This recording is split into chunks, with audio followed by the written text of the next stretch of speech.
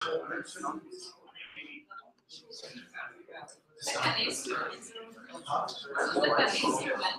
it sounds like it. Yeah,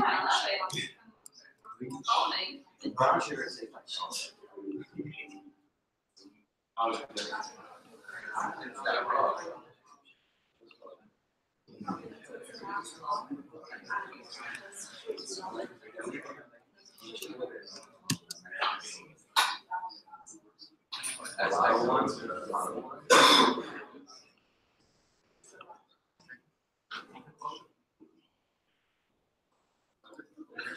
All right, clap once if you can hear my voice.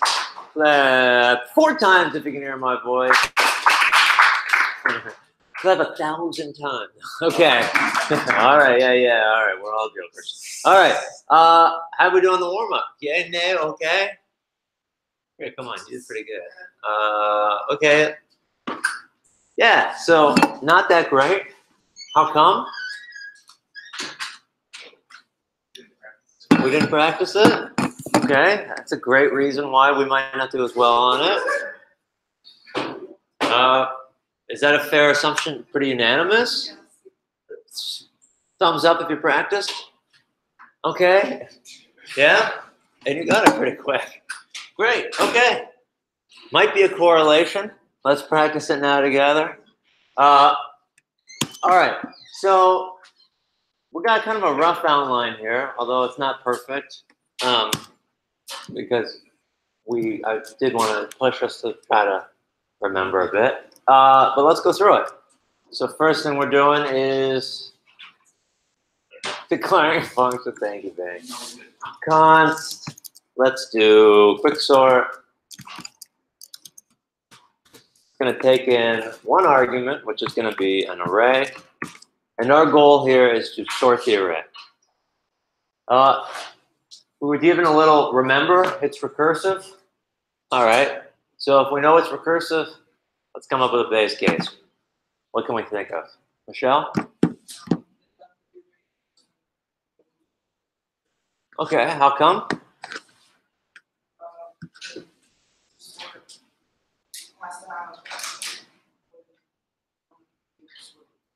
Yeah, okay. So she says, we can say, hey, if our array.length is less than or equal to 1, we can return the array. Why? Well, because an array that's of length 1 or less, that's sorted. We're done. Our job is complete. Congratulations. All right, so now, what's next? What do we need to do next? Give us a little hint up at the top. Try it. It's a pivot. Yeah, it says choose a pivot. So let's keep it simple, and let's just take the last element of the array. So I'm going to go let pivot. A real, professional implementation of quicksort probably chooses a random pivot, because if I know that it's choosing the end, I can set up an array so that this has the slowest time complexity possible for itself. It's because it's not really randomized. But we're not going to worry about that for now. I'd rather us just learn how to do quicksort. There was almost no one who successfully wrote it. So we can do it after everyone blows it out of the water next time. So we're going to do array.pop. And now we've got our pivot. Questions so far? Yeah, Crispina. I don't understand why that's our pivot. Just shows it. What is array.pop? Gives us the last element of the array. So let's say that you want to randomize the pivot, right? Would you use the math random function, or would you pick like a certain random point? I would probably, do a math.random with the length. Would that actually increase the complexity, because you have to also have No, math.random is just I think it's constant because it's just math. But yeah, to just talk a little bit more to Crispina, I think the issue is we're not actually sure what we're doing. And so we don't know why we're choosing a pivot. If we don't know why we're choosing a pivot, then we don't know what's going on. Right? The goal of quicksort here is we are choosing a random element or in our case, we're specifically grabbing the last one. We're going through the array and we're separating them out to elements that go to the left of this pivot and elements that belong to the right of this pivot. And then we're calling quicksort on those specific sides and linking them all together. So we're really just placing pivots in their correct location within the array. Okay, so let's keep going. And it says grab all elements left of pivot and all elements right of pivot. What's the data structure that helps me keep track of things? Yeah, and specifically, and I heard someone say it, an array. Sounds good. So I'm going to say left side be an empty array. Let right side be an empty array. All right. So how can I find the elements that are left and to the right? What can I do? Try. Compare each element to the pivot. Yeah. So if we're comparing each element to the pivot, our mind should be on a loop for each of some sort. Okay, let's do it. So I'll say array dot for each. We've got for each element here. And then I can do a conditional or a ternary if I want to be fancy. I could say if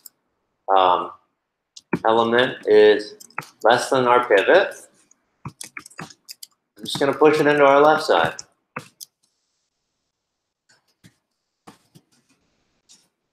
Else, I'm going to push it into our right side.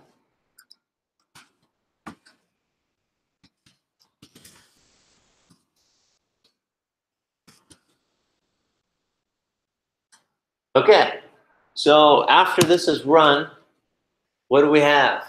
What do we have available to us? Left side. Exactly, right? We've got a left side, our right side, and we've got that pivot. And so where does that pivot go? Right, it's going to go between those two things.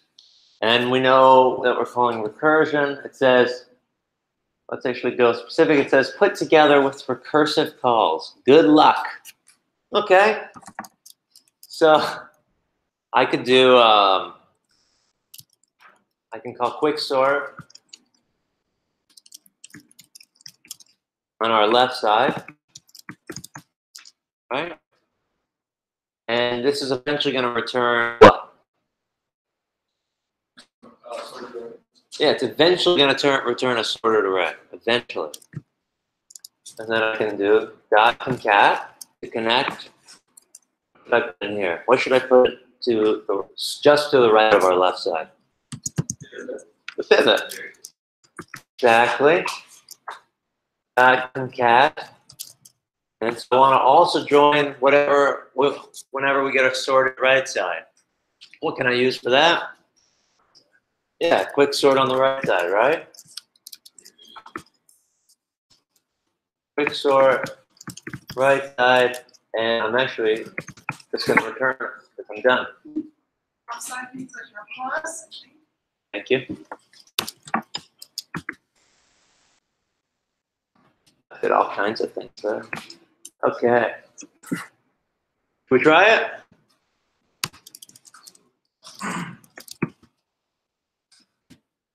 Quick sort of 3, 5, 1, 2, 7, -2, 45. Looks pretty good. Alex. Can we try that with like instead of popping? We just are getting this. So I don't want to add more confusion. I want us to get the basics first. Ouchie, wowie. All right. Well, that's almost the end of that. Okay.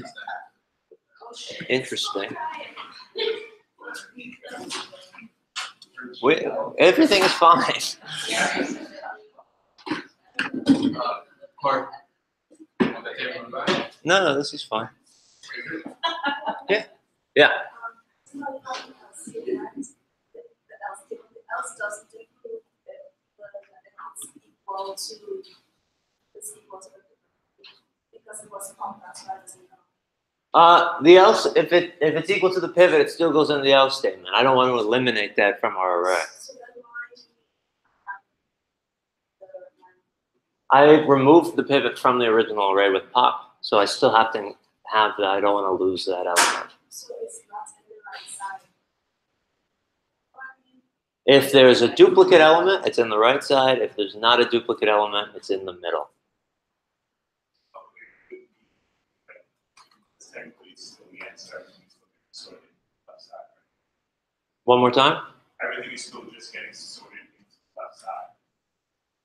Into the left side. Yeah. Or pushed into the left side. Well, I think that's less than the. It's all left. If it's less than the pivot, it's getting pushed. Everything else is going to the right.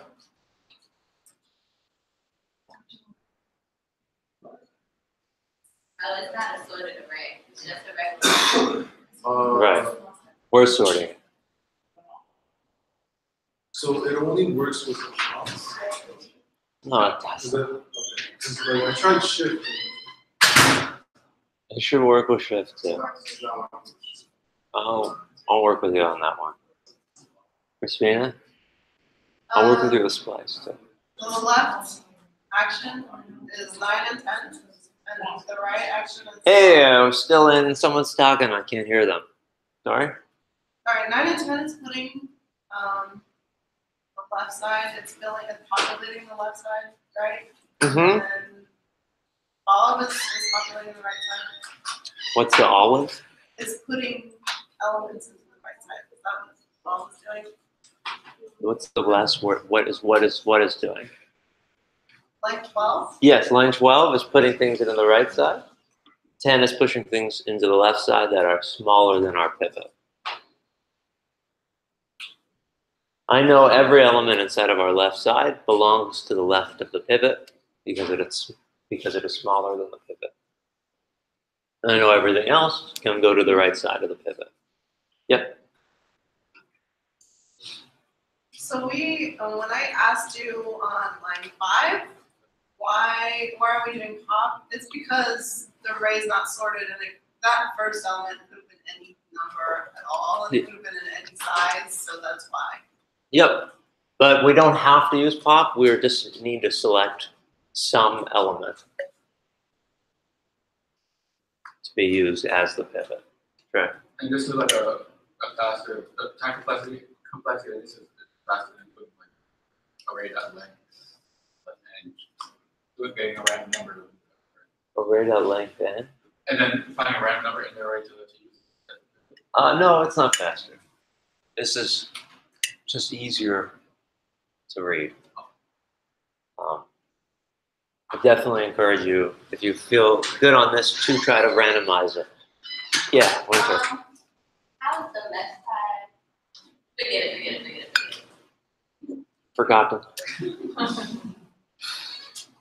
gonna ask how is the array left side and right side sorted, so we called it. That's how the array is sorted. Okay. Do you want me to remember or forget? Mateo. So what is the time question?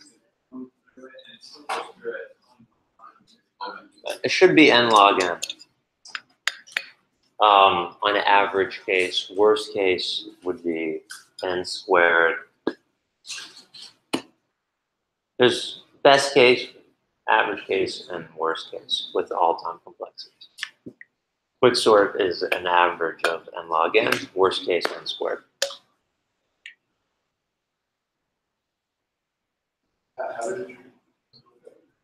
How did I conclude that? Well, that's more of a memorization thing that I have.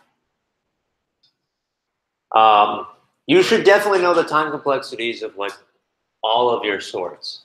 If you can't visualize it, which is okay, because I guess we're cutting it in half every time, so that's usually the log n, but we're still looping through it each time, so that's an n. So it's n log n.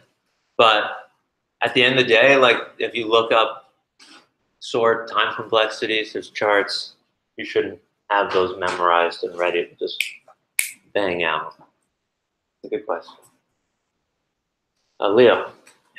I just tried to use unify without shift. It's still working. If I change to array at 0, it doesn't work. So shift is mutating, array at 0 is not mutating, so you're putting in an extra element each time. You could create a pivot array and just shuffle that in if it's equal to the pivot, and then that won't happen. Crispina? You said this is n log n? Average time of quicksort is n log n. Not O log n, in log n. Well, yeah, it's in the big O. N log n is the same as O of n log n. Terms are synonymous.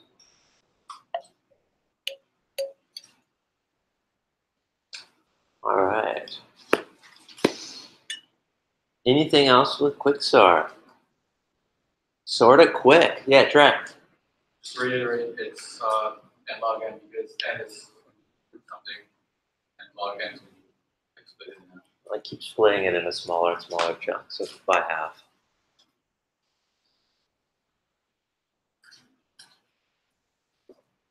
Good? All right. Let's get to the meat and potatoes of the day. I will add this right now so I can just get rid of it to code snippets. That way I don't have to think about it.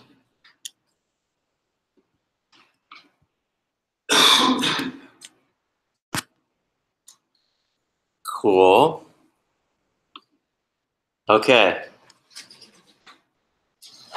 Okay, who's ready to pull it all together? Yeah, we excited? We're like almost done with all the Unit 3 material. We'll know it by lunch. Or we'll know of it by lunch. Yeah? Okay, yeah. Oh, great. A pitter-patter splatter of applause. Okay, so let's do it. Let's start from scratch and do it. Okay? So I'm gonna make get rid of this, don't need it.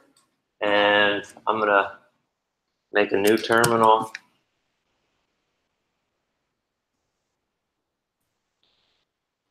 And let's just do a whole project. Not so dark. Okay. So let's call this Petpedia. It's gonna be a pet thing. All right, we're not gonna make it too big. We're just gonna kind of get through the overall complexity thing. So we're gonna do mixture. Oh, I'm actually gonna go to my desktop. CD desktop mixture Petpedia. CD into Petpedia. Can you Okay. make this bigger? Yeah. Thank you.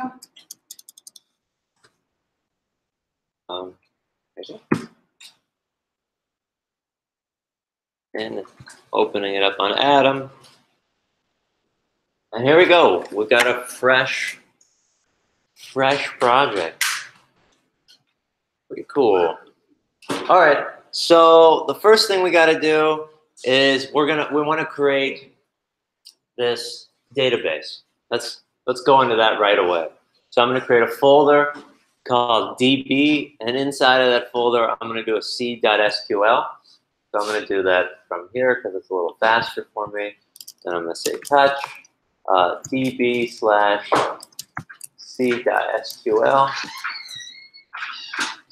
Oh, didn't like that. So you gotta make your No, not always. I was trying something else.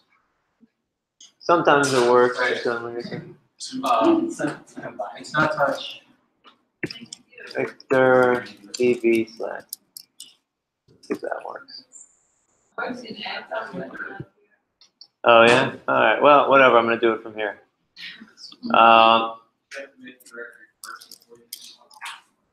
Not always, but for some reason it looks like it. Okay. Well, it works. You're right. It works. No, Adam, it doesn't. All right. Well, that's a bust. Okay. Make a file then.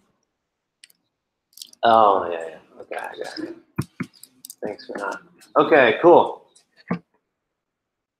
All right, so if we're going to make a database, I mean, we can kind of make, I don't know, we can make a schema. Sure. Do we want to make a schema? Do we need to make a schema? Yes. All right.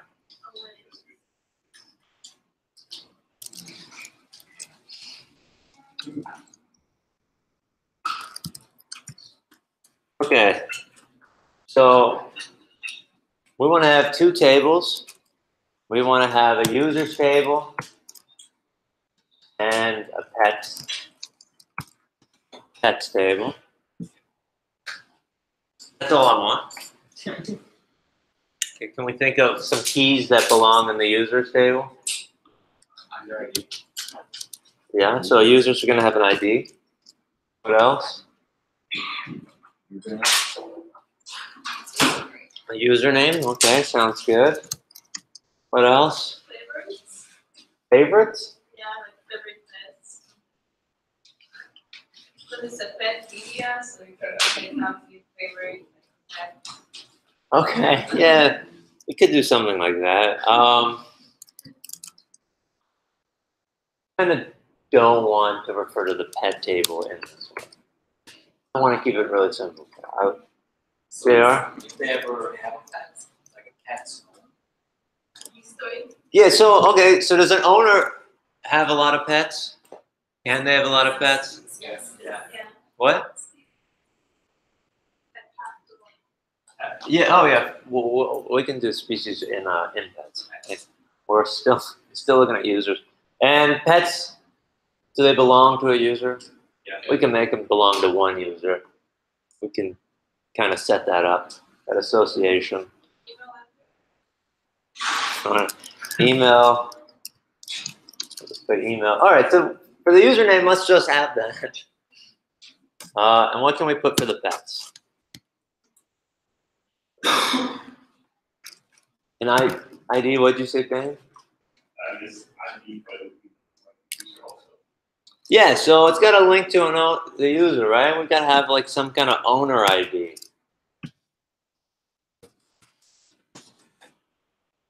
It belongs to an owner. Mateo? And you did that because you didn't want to double IDs or whatever. For what are we talking about? You had an owner ID in text instead of pet ID. So because users can have many pets. That way you can find like, hey, something that Absolutely. So if you belong to something, you're gonna hold their information. So like since a pet belongs to a human, it's gotta also carry the information of which human it belongs to. If it was a many-to-many, then like you're setting up a different table. So whenever you have a mini of something, you're not having that thing's ID on your table. You create a joint table or something else. Crispina? So the idea that you're talking about right now of a foreign key that you belong to something else. Yes. Okay. like you read that great species. Yeah, okay. Well, back to that one. Yeah. So Neeline said species. Cool. Maybe they have a name, right? They have an age. Cool. What do you say? Number 11 is one column. Number 11. Oh. Oh, it just filled in username.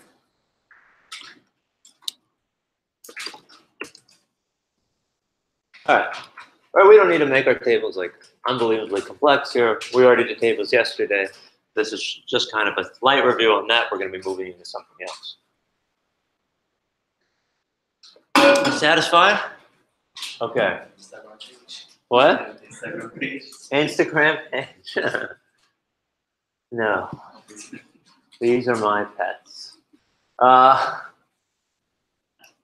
Okay, so let's make our C file. What's the first thing we write? What's the first thing we need? Dane?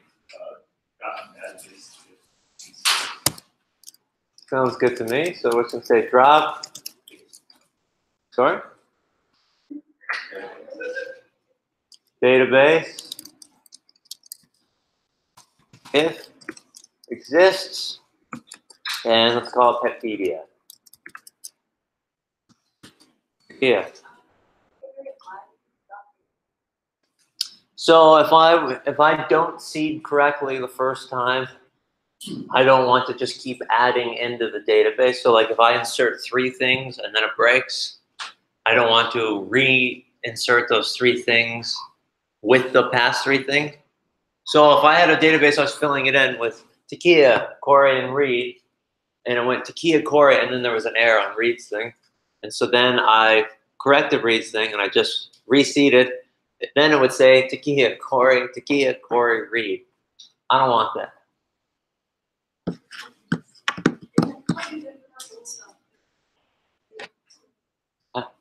We're dropping the database.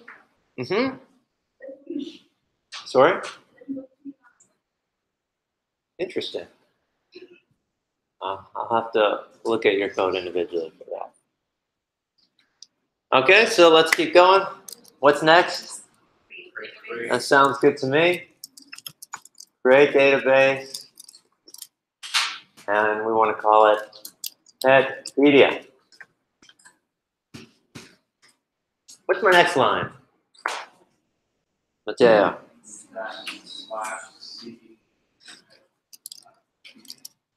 What's that mean?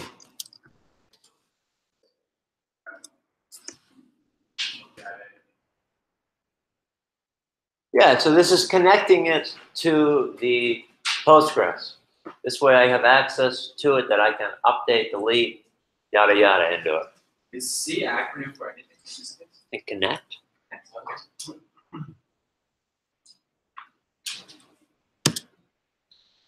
We know we got 2 tables. I'm going to drop those tables too, just in case they already exist. And our first thing didn't work. So I'm going to say drop table if exists users. And I'm going to use that again for X.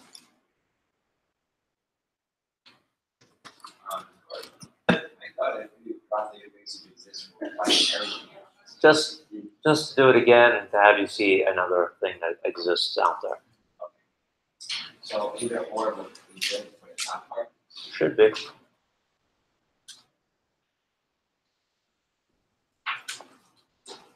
Correct. So if we didn't have line 1, line 6 and 7 would just drop that specific table that already exists. Yeah, I'm just dropping, if that table already exists somewhere, I want to drop it so I don't. But not the full database. Right, I don't want to drop the database every time. Okay? Sorry, I didn't hear. So what's the purpose of it? Our purposes right now is so people can see something else that exists in the wild. And if you didn't want to drop the database and just drop the tables, you could do that. This is more for to see what else exists, so you don't go, I didn't know that was there.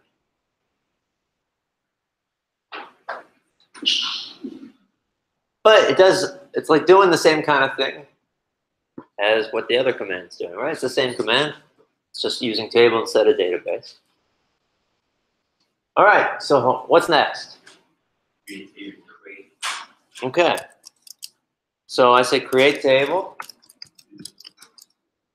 And I'm going to write users. Sounds good. So what are we putting in there? Try. I leave with the primary. Okay. How do I spell cereal? Okay, love cereal. All right. Davey? Missing the semicolon. Sorry? Let me Hang on. People keep talking at the same time as you. What did you say? create tables. Create table. Oh, okay. Yeah. Let's see. Crispina. Thank you, Dave. Can I ask why our can I make sure that I'm right in understanding that we don't put INT into this line because the serial handles it because we're doing like automatic numbering there? Yep. Also, we don't have to. IDs aren't always integers. IDs could be anything. This will be an integer, I think, because we're putting serial. It's just gonna keep incrementing, but it's because it's a primary key. It's like a little different. All right. What else do we need? Sorry. So I can have a key that's not a number, right? Mm-hmm. So serial wouldn't be the right word. No, Serial also like do ABCD or no? I don't know. Sorry. But if you find out, let me know.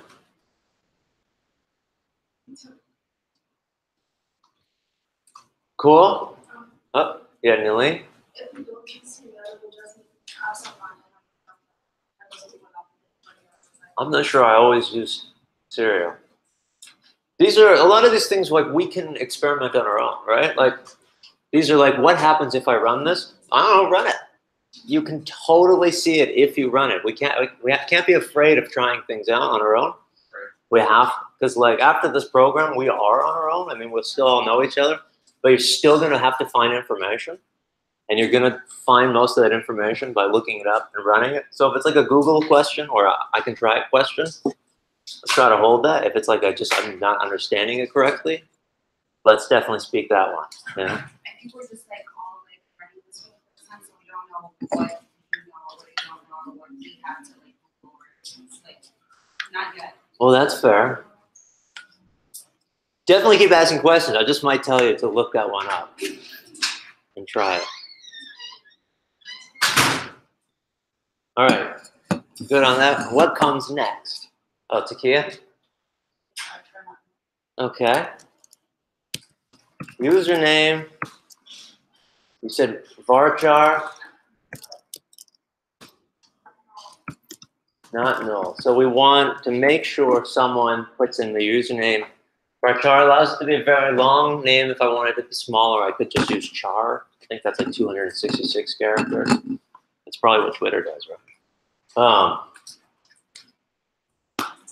Okay, what's next?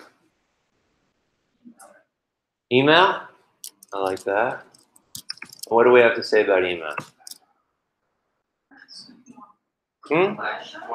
Varchar? Okay, let's do another varchar. Can this be null or not null? What do we think? Okay, we want them to have an email. If you're not computer savvy, get out. Okay. Anything else for this one?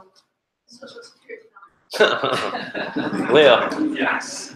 So now that means that this column is managed. That's right. So we will not be able to create a new, like, to insert an entry thing without having that there. We'll throw an error. What's his question? His question was asking that not null means that it's mandatory in order for it to work.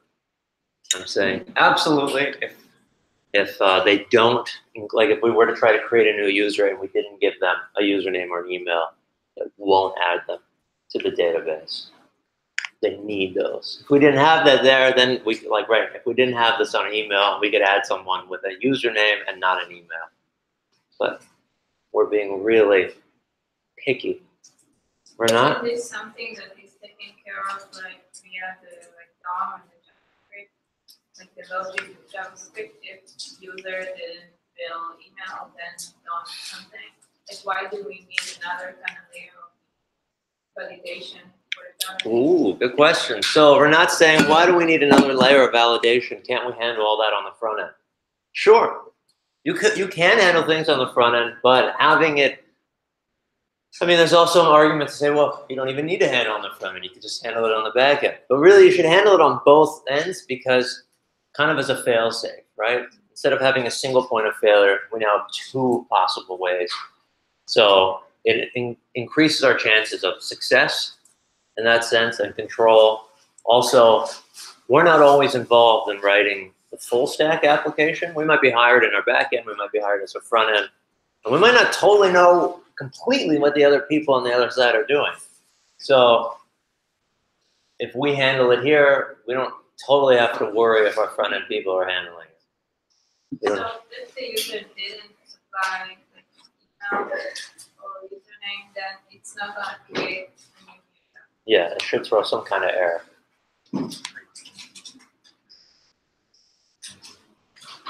All right. Let's keep going. What's next? Great table pets.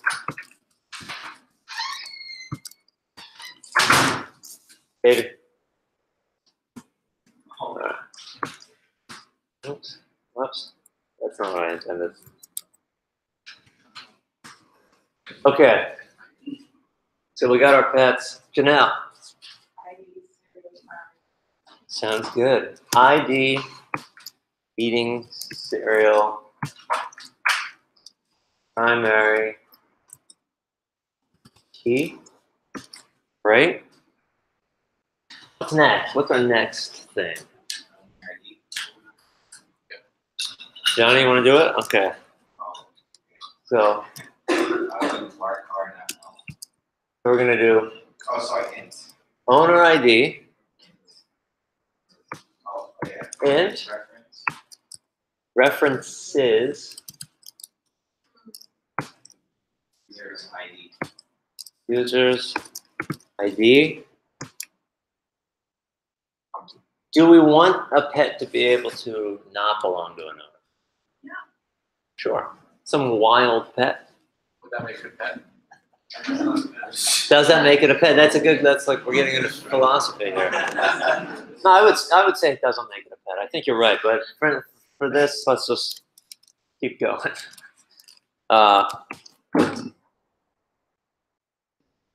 Okay. What's next? What's it? Right. Otherwise, we'll have to put not null. So we've currently got it so a pet can exist without belonging to an owner. There. Species, varchar. Method. Okay. Species. Varchar. Not null. Okay. Next. David. What if the router change? Keywords, just like whatever. Up in with the varchar not null stuff? Yeah. I'm not sure, probably as many as you need. Space. Yeah, I think so. Christina? If we wanted to know, like on our own, what kind of things we could put there, the parameters, what would we look up? For these kinds of things, Yeah. you probably go to the Postgres documentation and try to maybe look up different types and commands when seeding a There's a link database. to yesterday's. There's a link to that yesterday's GitHub. Nikki?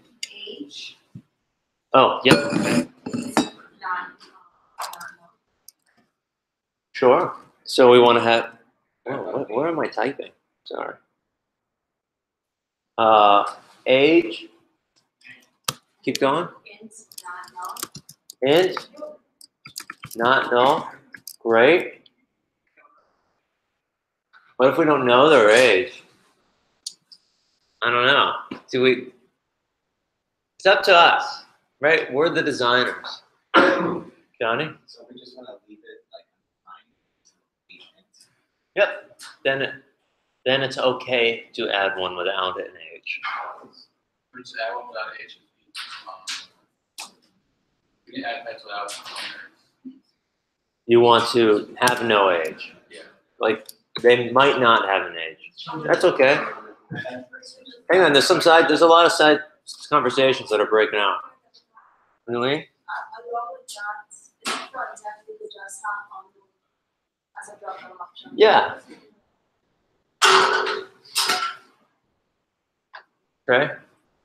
So I could put on 19 age in null, is it saying age enter? What do you mean by don't think you put null unless you're seeing that somewhere else. No, it's just sort of.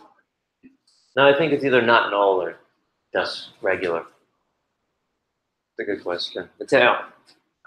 Name, bar chart. Name, varchar. You gotta have a name, right? That's if they don't have an owner, they don't have an age, they don't have a name. It's like some sad pet. Yeah, Nikki. Does it No, this is gonna have no impact at all for what we make. This is just kind of an outline for what we're doing. Personally, I probably would have, like if I was doing it on my own, I probably would have gone in the same order. But I also might have put name first. When we call things in SQL, we'll be able to control what order our columns and rows are anyway. So it doesn't really matter. That's a good question. Okay. How do we feel about that? Okay. Anything else we need? Oh, we could do some insert stuff. Is that what you're thinking? Yeah, let's see. Let's just see if it runs first, so we can have an easier time debugging if it doesn't. Yeah.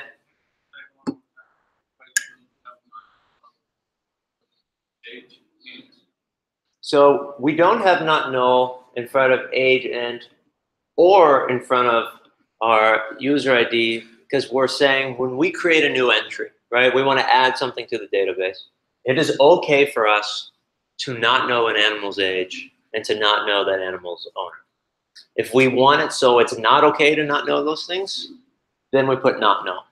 So if I had not know there and I didn't know the age of a dog, and so I filled out a form that said, okay, Sparky, dog, Corey's ID, number 3, name, I guess I already did Sparky, and then I said age, and I just left it blank. It would, when I go to submit, it would say, hey, you can't do that. You have to know that dog's age. And I'm, all right, well, it's 2. So it's basically like the required mark. Yeah, great way of thinking about it. Right, this is the required part of a form when you're filling it out. Although that's being handled on the front end usually, but the information is being sent to the back end, and hopefully they're lined up. Reason we don't have not null on the ID because serial doesn't automatically. Yeah, primary key means this will for sure have a key. We will not and cannot be able to create a data entry without giving it an ID. And that's going to be like a theme forever. You're always going to have some kind of ID, hopefully. Tonight it's like the key identifier. Johnny? You only allowed one primary. Where did that go? That was really weird. Sorry, Johnny? You only allowed one primary. Yes. I think so. Terminal just random.